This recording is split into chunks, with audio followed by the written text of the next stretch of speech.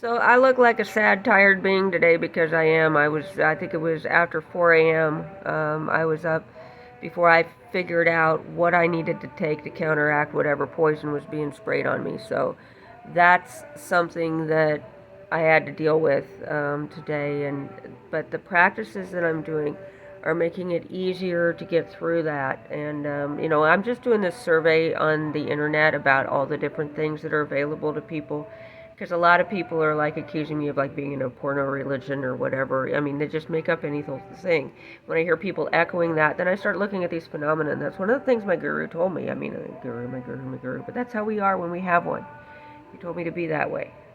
If you watch some of the Asian market sort of stuff, anything that's in Chinese, in English or translated into English, I am somewhere in the middle on this.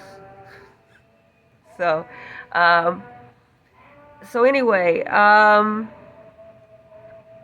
he told me that, and it's just this today, that he was, so somebody pushed the Bhutanese ghost story, and then this yogini in my face, and then that somebody was trying to get me to go to Bhutan to try to go to Tiger's Nest, that somebody had put that idea in my head. I can walk it back a few steps, but I can't follow all of the reasons that this idea came into my mind. And that I don't think I was actually taking too many steps in that direction, and that I don't think anybody knew that he had anybody locally here. I think he was physiologically here because of the Axis Mundi nature of our Bloomington community, and that he was projecting tulpas elsewhere.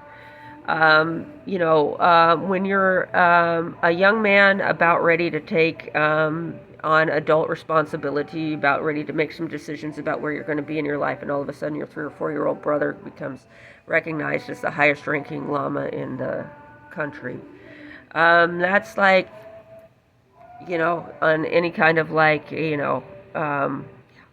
plans of your own for the rest of your life. I didn't mean to say that I was the only thing he'd ever had to give up. But whenever anybody came to him asking for things, for new things that they wanted, and threatened to mutiny on various ways, he would go and give something else up. And eventually, you know. And then he sat back and watched everybody else have all sorts of interactions with me. We had as many interactions as we needed to have in the margins of other people's things, and there was a sign in that, I think, for us.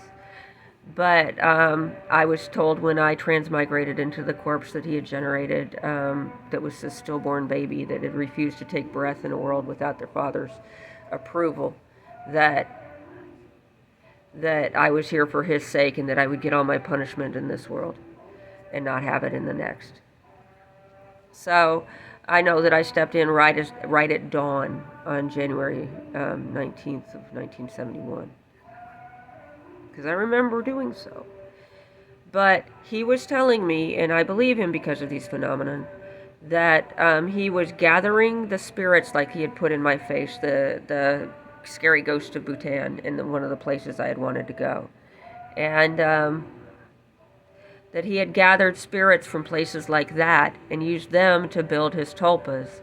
That he had limitations on how these would behave because they were the hardened essences of many, many, many people's disappointments, upsets, and Binzer strikes.